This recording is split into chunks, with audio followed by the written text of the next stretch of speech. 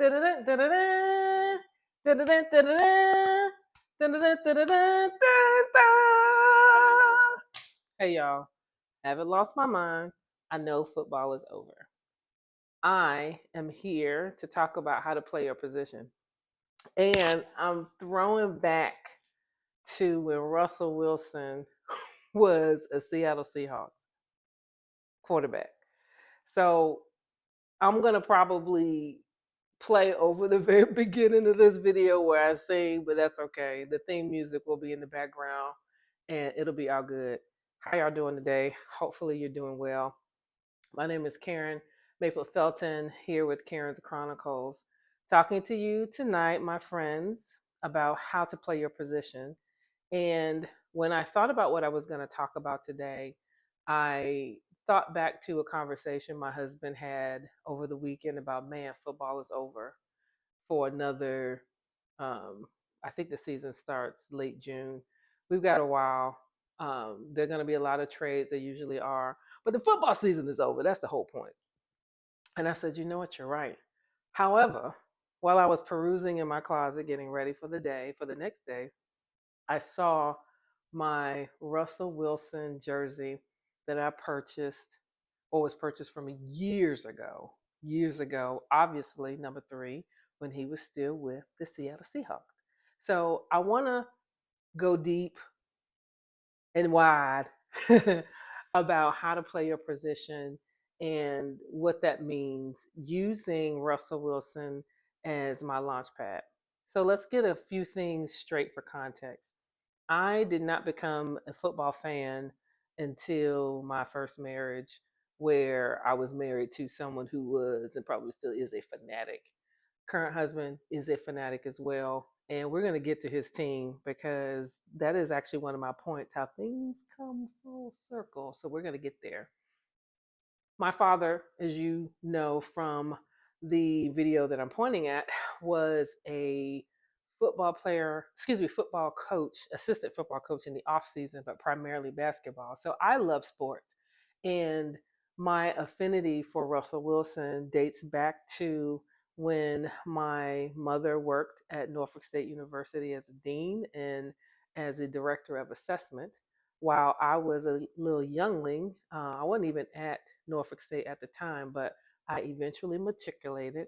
And the president that was at Norfolk State University at the time was, because he is no longer with us, Russell Wilson's grandfather. So President Harrison B. Wilson, whose name is gracing, I think, a couple of buildings right now on campus of the Norfolk State University, was my college president and my mom's boss for a season. So I got to know his aunties, some of his cousins, and his family. And so when he became the quarterback for the Seattle Seahawks, I actually watched the combine. I watched, the rounds of selecting the players and watching them get his award. I watched Russell Wilson get picked and selected. So that is the context by which you are viewing this video. And I want to just start with a few things, just a few things.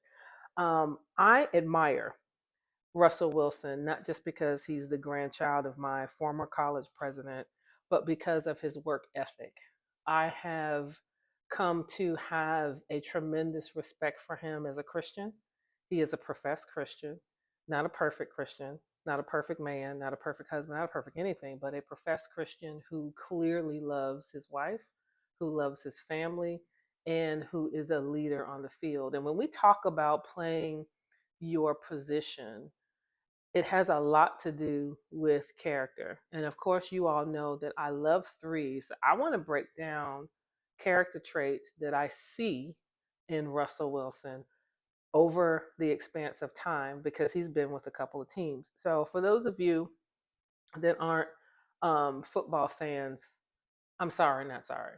You're still going to learn something. And hopefully, this will cause you to Google Russell Wilson and learn a lot more about him and his career because it's been amazing. He was with the Seattle Seahawks from 2012 to 2021, a 9-year history as a quarterback. And he, in my humble opinion, had a tremendous run. We're not here to talk about his playing record or anything like that, but I just want to give you the rundown of where he's been. In 2022, is picked up by Denver Broncos, and then traded to Denver from the Seattle Seahawks in 2022, March 16th, and then on to the Pittsburgh Steelers for the 2024 season as quarterback, and now with the New York Giants, who is my husband's team. So we went all the way from the Seattle Seahawks to now, technically I should be getting a New York New York Giants jersey with his number on it because I'm still a fan. I'm still very much a fan of his. But that has been his career. And when you play your position, bottom line up front, when you play your position, it is not linear.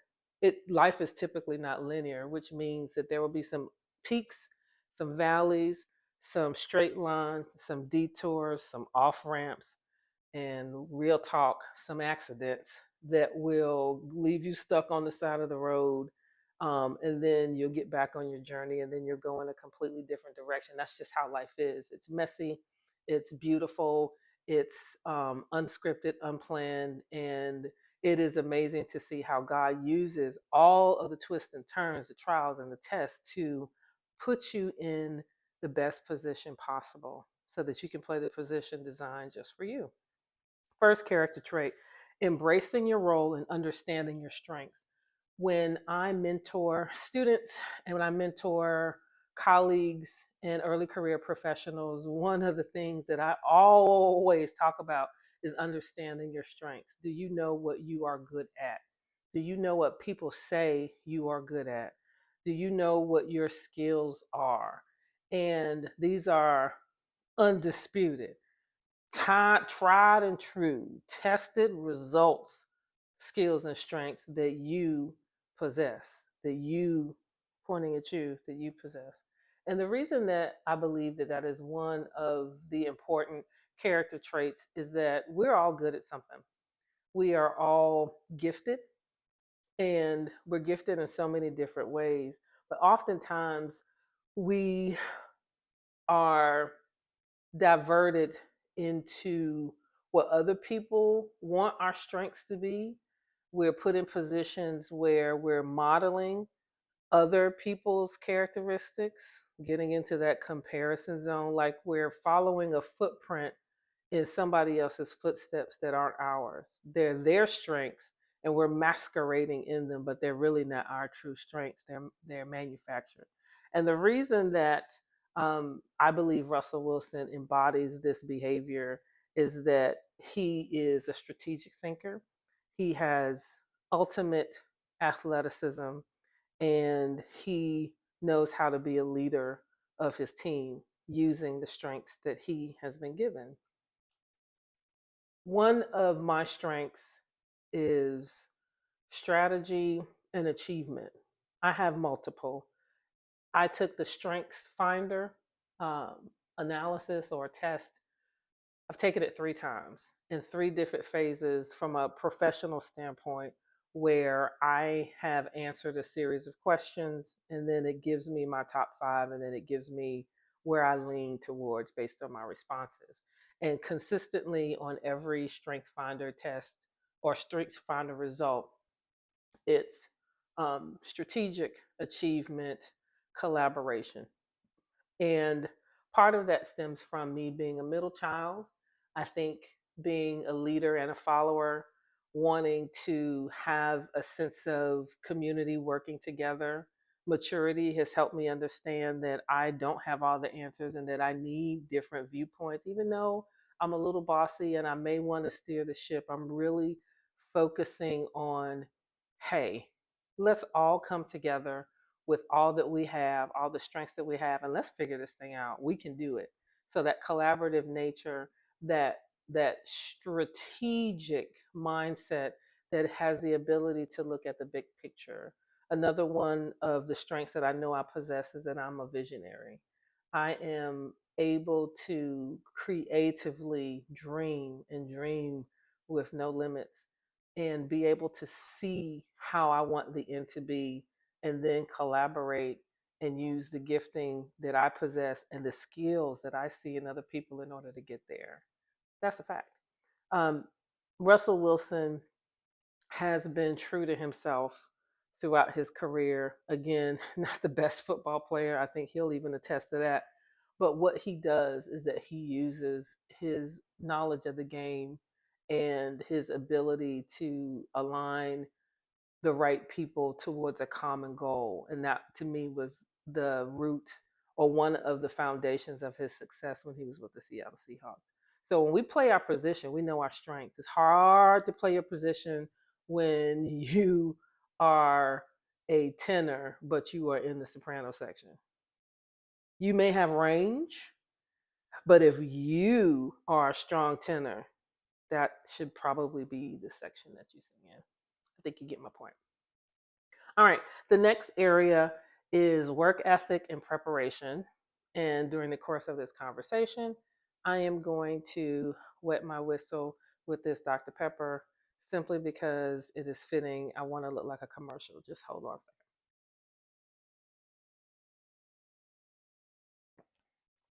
Just kidding, no commercial. It just happens to be right here. My next point, work ethic and preparation. When we play our position, we are playing with integrity, using our strengths, but also allowing our work ethic and preparation to be the vehicle we ride to get to the end result. Work ethic, work ethic can be described as your ability to go after what it is that you want and how consistently you do it. Your ethical behavior, meaning your character. Do you have the character, I'm so sorry. Do you have the character to work and to have an ethic, meaning that it is a part of you? It's not just something that you do Monday and Tuesday and then Wednesday, Thursday, and Friday. You just ride it out. Work ethic is how you operate, how you show up consistently. And what I love about Russell Wilson is that he has strong work ethic. As a quarterback, which is one of the toughest positions in the league, having to manage players, manage plays, lead by example, not just do the work and call the plays, but be able to demonstrate that kind of leadership. In order to do that, you have to prepare. And I remember a long time ago that success for some people was when opportunity meets preparation. Is that when you have taken advantage of the time to prepare and you're presented with the opportunity, then that's where you go in. And when we play our position, ladies and gentlemen, we are playing it prepared. I'll share a story with you on how, I was in corporate America. Um, I had been working for maybe 8 years, and I was at corporate. I was working for Corning Incorporated at the time. And as a newer employee, I had been to many training sessions and spoken to more seasoned engineers, more seasoned leaders in the company that consistently, on various occasions, said, you never know when you're going to meet one of the executives of this company. You never know when someone is going to take interest in you, ask you a question. I worked in a plant, so we gave multiple plant tours, worked on various projects, and sometimes you knew who was in the room and sometimes you didn't. They consistently said, have an elevator speech. Some of you knew where I was going with this. I don't know if they call them elevator speeches anymore, maybe they're pitches, but you need to have a sentence or two that captures who you are, like the essence of who you are and why someone needs to remember who you are and what you're interested in doing. Leaders, by and large, have been known to ask an employee or maybe a younger, less seasoned professional, tell me about yourself. What's your name? Who are you? What are you doing? What is it that you're interested in? And I was always told, have an answer. Don't just get the porky pigs and the da da da. Have an answer. Have something prepared that allows for an additional follow up conversation. You don't necessarily have to tap dance, but you do need to be memorable and clear about who you are, what is it you do at the company, for the company, and where you see yourself. Because those are typically questions that leaders ask. Case in point, I hadn't quite figured out what I wanted to say. And over time, where I was, I had already made up in my mind that I wasn't going to meet anybody in leadership. No one was coming to the links of Canton, New York, to to see what we were doing or be interested, until one day we had a customer meeting because we were working on some black belt projects, and it caught the eye of someone in leadership from corporate, and they came down and met with the plant manager and my leadership. And lo and behold, they walked the plant. And who do you think they ran into? Oh, here's Karen Mayfield. I was Mayfield at the time. Here's Karen Mayfield. She's one of our project engineers. And what do you think the first question was that they asked me? So, who are you? And tell me about yourself. What is it that where do you see yourself in the next 3 to 5 years? Would love to tell you that I had an answer. I did not. I didn't have an answer that was clear. I was not prepared. Even though I was told many, many, many times, you never know who you're going to see or meet. Be prepared to have a semblance of an answer, or maybe just 2 to 3 points that you can say quickly, because typically leadership and executives don't have a lot of time, but one that you can say with confidence. And I completely failed, did not have a well crafted answer. And he quickly realized that he caught me off guard. And I think to save both of us, or just me further embarrassment, he said, "Nice to meet you." He moved on. Missed opportunity. When we play our position, we're prepared, ladies and gentlemen. And it doesn't matter whether this is in the context of work, your profession, your job, your career, whether you're an entrepreneur, whether you're a student aspiring to get a scholarship, whether you're graduating from high school and you're going to that first job interview, not going to college, whether you're going to college for that football or sports scholarship, or whether you're trying to audition for Juilliard, it doesn't quite matter what it is, but preparation is really, really, really important when it comes down to playing our position. I have not enjoyed telling you that story. Literally sitting here reliving it has brought up feelings of embarrassment because I was told. And that really sticks with me years later, years later, in that when I mentor and I coach students, I ask them, when there's no heat, like just us talking, where do you see yourself? What is it that you want to do? And the answer, I don't know, is okay in that context. But start thinking about it. And instead of I don't know, prepare what could be in the art of the possible. Help someone envision where they could put you, see you in an organization, in a role, in a program, things like that.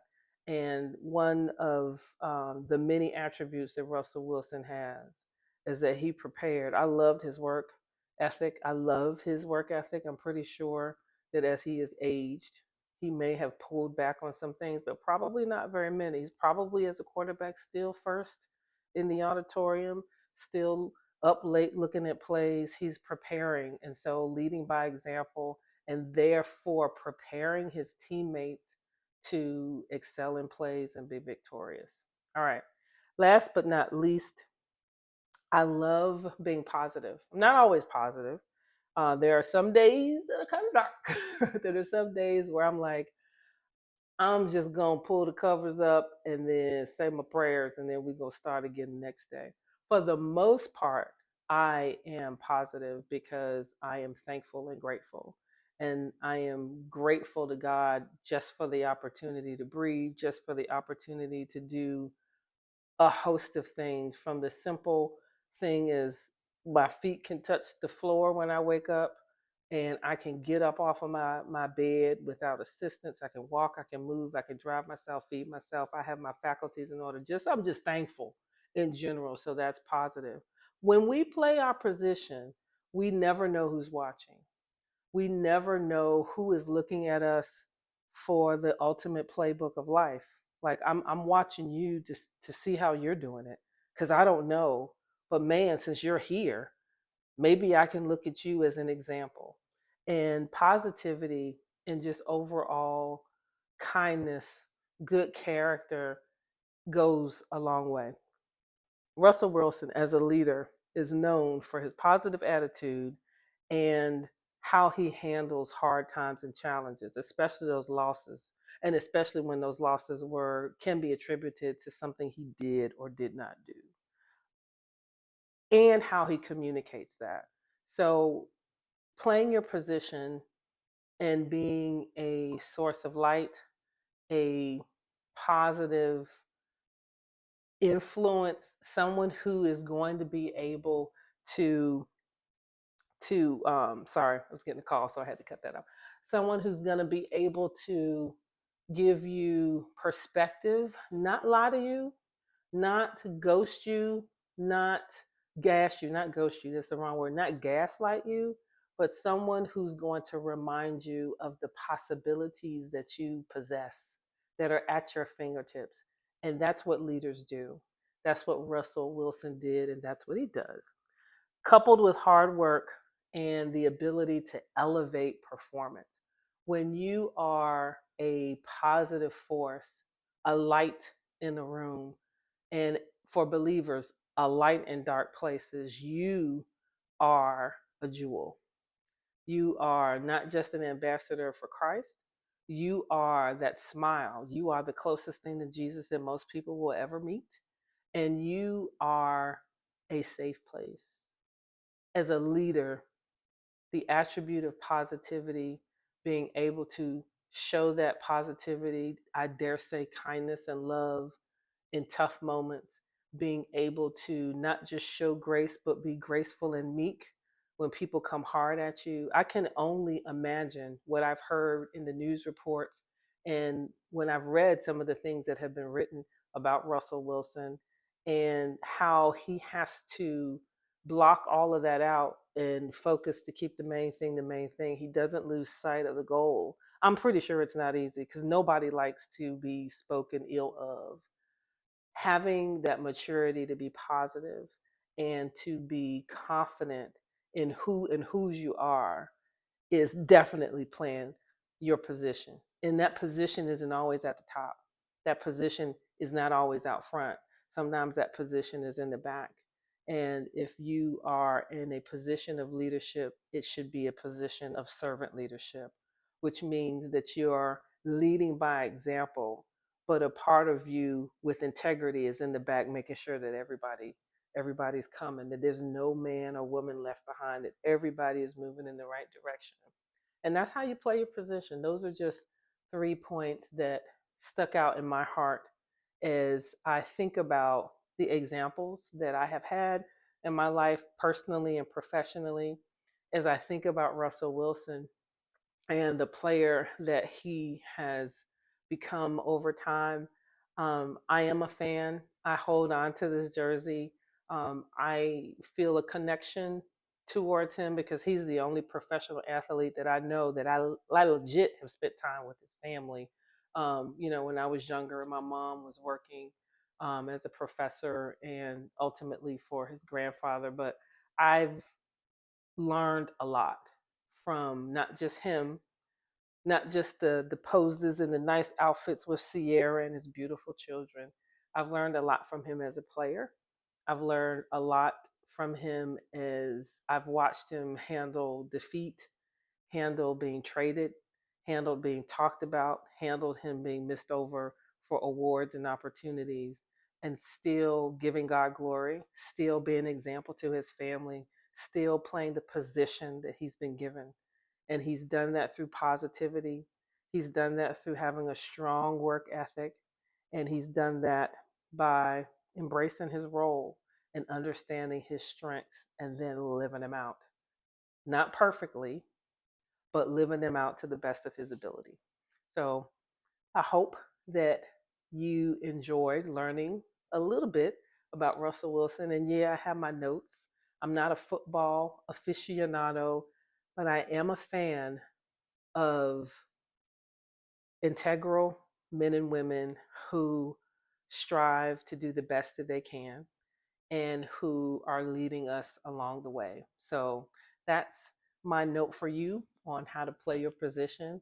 What other positions do you think are necessary, not just for leaders, but also members of the team, so that we can propel one another forward, so we can, go off and make the touchdowns, the field goals, doing the things that, we have been gifted to do. And oh, by the way, giving God glory when we do it. All right, y'all. Have a wonderful day. And I'll look forward to talking with you soon. Google Russell Wilson. He's amazing. Russell, if you're seeing this, you're amazing, dude. All right. Have a good one. Bye.